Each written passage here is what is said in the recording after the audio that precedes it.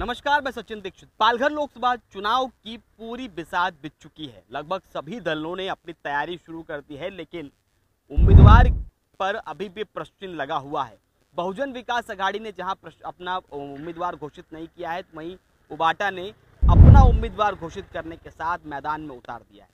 आज के हम विश्लेषण में जानते हैं कि आखिर महायुति बहुजन विकास अघाड़ी और उबाटा यानी महाविकास अघाड़ी के उम्मीदवार भारती कामड़ी, इन तीनों के बीच में राजनीति किस प्रकार से हो रही है और हितेंद्र ठाकुर को आखिर प्रेस वार्ता क्यों बुलानी पड़ी और उस प्रेस वार्ता के मायने क्या है, उनके एक एक शब्द पर राजनीति किस तरह से गलियारों में घूम रही है और जानते हैं कि आखिर किसका पलड़ा फिलहाल पालघर लोकसभा चुनाव में अभी तक की राजनीतिक सफर में किसका भारी। आनंद फानन में बहुजन विकास अघाड़ी के प्रमुख हितेंद्र ठाकुर ने प्रेस वार्ता बुलाई थी और उस प्रेस वार्ता में जो बातें कही थी, उन्होंने कहा था कि सबसे ताकतवर पार्टी पालघर जिले में हमारी।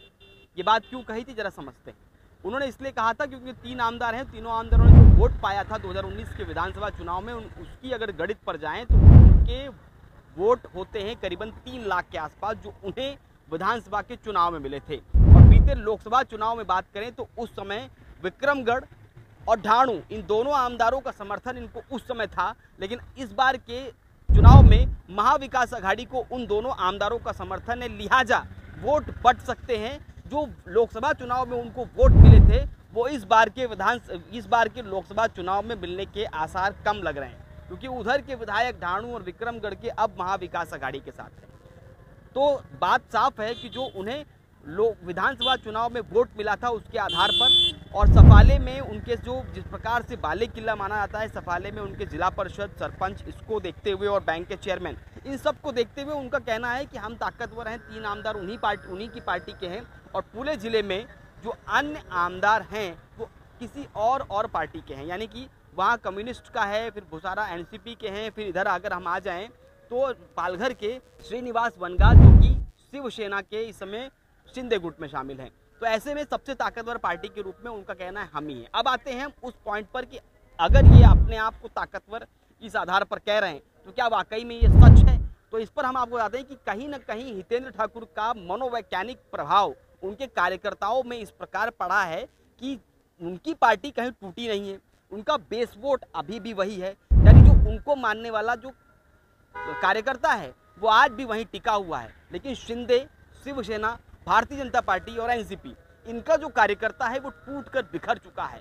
उसे वो समझ में नहीं आ रहा है कि आखिर हमारा उम्मीदवार जो मैदान पे आया है, यानी जो महाविकास अघाड़ी का उम्मीदवार मैदान पे तो आ गया है, लेकिन बिखरी हुई और टूटी हुई शिवसेना में थोड़ा सा संशय है।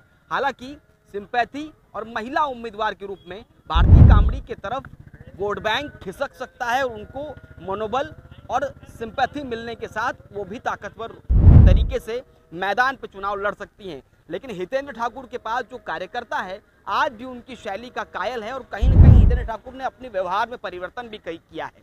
इन दिनों उनका मेल मिलाप, मुलाकात और कार्यकर्ताओं से उठना बैठना बहुत ही सरलतापूर्वक हो गया है। जो पहले कठोरतापूर्वक देखा जाता था, कहा जाता था कि हितेंद्र ठाकुर से मिलने से पहले एक छवि बनती थी कि कठोरतापूर्वक वो बातचीत कर सकते हैं, उनकी बातें तल्ख हो सकती है, थोड़ी सी स्ट्रेट फॉरवर्ड बात करते हैं और सीधे तौर पे वो चिल्लाते हैं, डांटते हैं, ऐसा आरोप था। लेकिन खैर उसको अब हटा दें तो इस समय हितेंद्र ठाकुर का स्वभाव कार्यकर्ताओं के प्रति बहुत अलग हो गया है। एक बयान के अनुसार भी समझ सकते हैं, उन्होंने कहा स्टार प्रचारक अगर कोई होगा तो वो होगा हमारा कार्यकर्ता।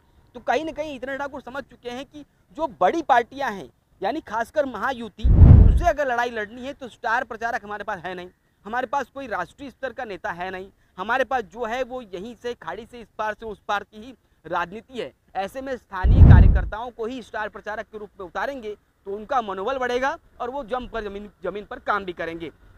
ऐसे में ये बयान कार्यकर्ताओं के बीच में बहुत घूम रहा है और चल रहा है। ईडी और सीबीआई इनकम टैक्स से जो उन्होंने कहा कि हम डरते नहीं हैं, इस बयान से भी कार्यकर्ताओं का हौसला बढ़ा है। उनका कहना है कि हमारे हितेंद्र ठाकुर पहले बेबाक थे, आज भी हैं और डरते किसी से नहीं है। तो कहीं ना कहीं इर्द गिर्द ये बयान भी घूम रहा है। तो कहीं ना उनके जो प्रेस कॉन्फ्रेंस और उनके बयान से कार्यकर्ताओं में ऊर्जा भरने का काम उन्होंने किया है। और जैसे जैसे विपक्षीय दलों की तरफ से उनका नाम बैनरों में, उनकी पार्टी का नाम, उनका नाम नहीं उनकी पार्टी का नाम अगर बैनरों में दिखाई भी देता है तो उसको उन्होंने पलटवार करते हुए साफ कहा है कि हम अकेले लड़ाई लड़ेंगे, हम अपना देखेंगे, आप अपना देखो। अब आते हैं इनकी ताकत पर बात करते हैं तो कहीं ना कहीं हितेंद्र ठाकुर का कार्यकर्ता वहीं टिका हुआ है। बीजेपी से नाराज जो होते हैं वोटर वो कहीं ना कहीं बहुजन विकास आघाड़ी के पास जाते हैं, वसई विरार और नालासोपारा के इर्द गिर्द। और ऐसे ही अगर देखिए, अगर इन्होंने अपनी ताकत और बढ़ाई तो पालघर, बोईसर, ढाणू, विक्रमगढ़ बीजेपी के वोट हो सकता है कि हितेंद्र ठाकुर की तरफ पलटे।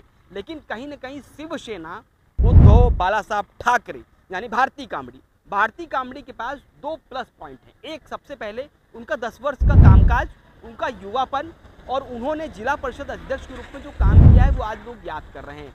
उद्धव बाला साहब ठाकरे के साथ में जो बीते दिनों राजनीति में हुआ, उसकी वजह से सिंपैथी इनके तरफ बढ़ी है।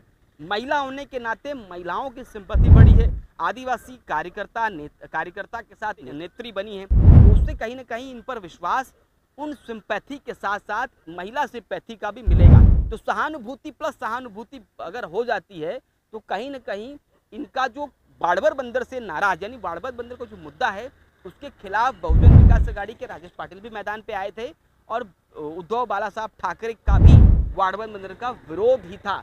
अगर समर्थन नहीं था तो उन्होंने खुलकर उस पर ज़्यादा विरोध और ज़्यादा पक्ष भी नहीं लिया। ऐसे में भारती कामड़ी को वारबड़ बंदर के तरफ जो नाराज लोग हैं, आगरी समाज के, भंडारी समाज के, कोली समाज के लोग, वो भारती कामड़ी के तरफ घूम सकते हैं। तो वारबड़ बंदर से जो नाराज वोटर हैं वो कहीं ना कहीं भारती कामड़ी की तरफ घूमना माना जा रहा है। और किनार पट्टी का वोट बैंक, यानी अभी भी ढाणू, विक्रमगढ़, पालघर, बोईसर और सफाले के आसपास के जो ग्रामीण इलाका है वो अभी भी उद्धव ठाकरे को प्रचंडता पूर्वक मानता है और उन्हीं को वोट देने की ठाना भी है, ऐसा जो एक इंटरनल सर्वे में मालूम पड़ा है। वहीं अगर भूसारा और निकोलो ने समर्थन भारती कामड़ी का ठीक से कर दिया तो भारती कामड़ी आने वाले समय में बहुजन विकास आघाड़ी और महायुति के लिए सरदर्द बन सकती हैं और जीत भी सकती हैं। फिलहाल ये जो माहौल है इस समय बहुजन विकास आघाड़ी वर्सेस भारती कामड़ी दिखाई दे रहा है। हालांकि महायुति का उम्मीदवार ना आने की वजह से कार्यकर्ताओं का मनोबल धीरे धीरे टूट रहा है, तो वहीं उनकी उम्मीदवारी जो राजेंद्र गावित की उम्मीदवारी के नाम सामने आ रहे हैं और धाणु के जिला अध्यक्ष का तल्ख होना, कार्यकर्ताओं में अलग अलग प्रकार के वीडियो जारी करके राजेंद्र गावित का विरोध करना, इन सब माहौल से महायुति का जो कार्यकर्ता है उसका मनोबल टूटता नजर आ रहा है। तो महायुति कहीं न कहीं पालघर लोकसभा क्षेत्र में पीछे जा रही है, तो वहीं बहुजन विकास आघाड़ी और महाविकास आघाड़ी इन दोनों के बीच खासा लड़ाई नजर आ रही है।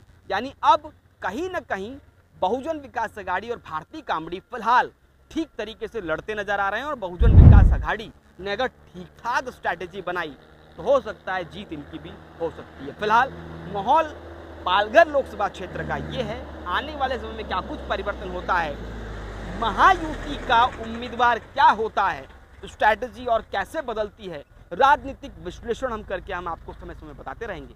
देखते रहिए एशियन।